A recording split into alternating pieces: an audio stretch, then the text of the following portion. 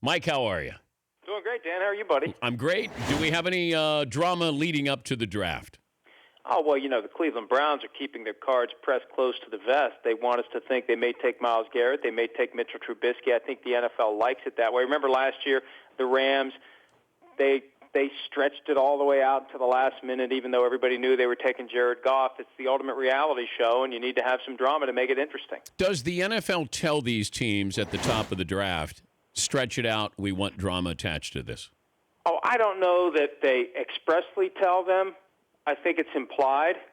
And I think also, it's part of that opportunity that for one day, for 10 minutes, if nothing else, the Cleveland Browns will be the focal point of the National Football League. For a team that won a single game last year, that's a pretty good deal to have all eyes on Cleveland for that 10 minutes. So you stretch it out, you milk it. And I also think at a certain level, too, they want to keep the phone line open, given the possibility someone calls up and offers them something for that first overall pick. And when you have two names attached to your potential plan at number one, Myles Garrett and Mitchell Trubisky, if you go down a few spots and you get Trubisky and you let someone else take Garrett, you can leak this idea that, hey, Trubisky's the guy we would have taken anyway, so we come out of this ahead. We still get the guy, and we get more stuff to help make the team better. What do you think is the national headline tomorrow with the draft?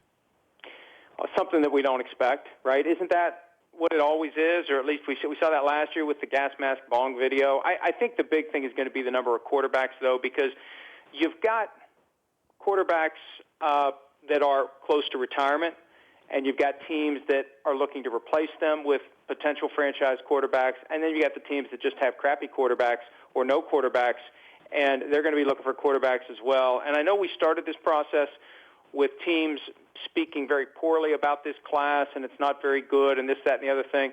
Well, as we get closer and closer, they got the over-under in Vegas at 3.5, and I think it's going to go 4, and there's an outside chance it goes 5, because where else are you going to find potential franchise quarterbacks? They're not available typically in free agency, and if they are, there's usually a reason for it, like a serious injury.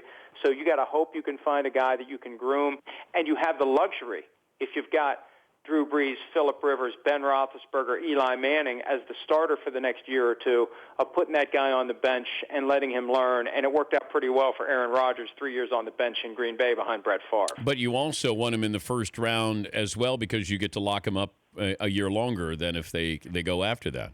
Yeah, that fifth-year option is a huge bonus. But, the other thing, too, that anchor of being a first-round pick, that pressure, the expectation, that's why it's almost better for teams at the bottom that have quarterbacks to say, I'm not going to be compelled to put the guy on the field. I do get him for 5 years. He learns from a veteran. Now, some of these veterans may not be thrilled. Carson Palmer, more than willing to mentor a young quarterback.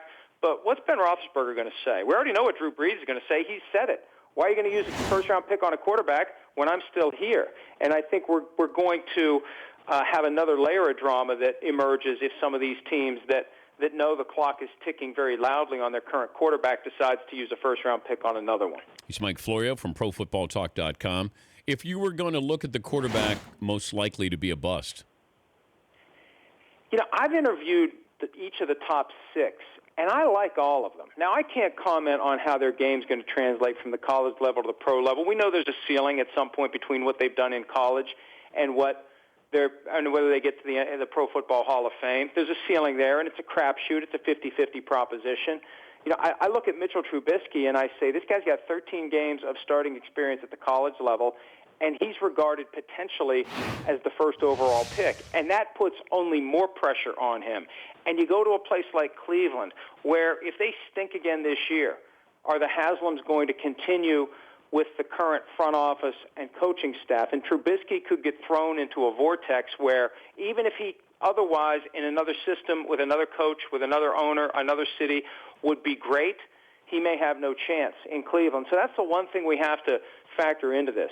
These guys are going to get assigned to teams that they wouldn't have maybe chosen if they had their druthers, and you could have a guy who would have been great somewhere else who goes to Cleveland or goes to another city, and it all falls apart, and it's really not his fault. Yeah, I'd rather go to the Arizona Cardinals than I would the Cleveland Browns. I'd rather go late in the first than early in the first if it meant the difference of going to Cleveland or going to Arizona. Hey, Dan, look at the top 2 picks. Cleveland at 1, San Francisco at 2. You've got Kyle Shanahan and John Lynch with 6-year contracts with no offset, meaning they're getting paid the full amount of their salary for the next 6 years, whether they're there or not, whether they're working for someone else or not. The 49ers are going to keep these guys around. So between those two teams, it makes more sense to go to San Francisco because you know that Shanahan and Lynch are going to be there for more than a year or two. I think in Cleveland, based on what we've seen the last 5 years, there's no guarantee anybody's going to be back next year. What advice would you have for Ohio State defensive back Gareon Conley? Well, I mean, the hardest thing to do, the easiest advice to give is the hardest thing to have happen at this point. Get yourself cleared by tonight. That's not going to happen. And without full clearance, he's not going to go in the first round. Now, this is unlike the La'el Collins situation, Dan, because there is evidence out there. The teams know the name of the alleged victim. The teams know who the witnesses are. The teams have been able to do research and come to some sort of an educated conclusion. Not a final answer as to what happened, but number one, people don't know what happened in the hotel room. Number two, people don't know what's going to happen going forward. But if you can get enough information, and these teams all have retired law enforcement personnel who know who to call, who to talk to, how to get to the bottom of things, you make an educated guess.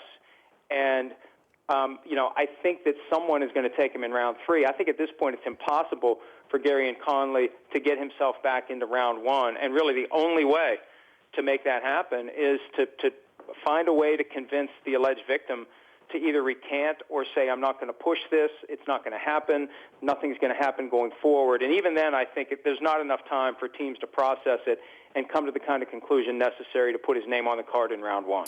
Who hears his name sooner, Gareon Conley or Joe Mixon?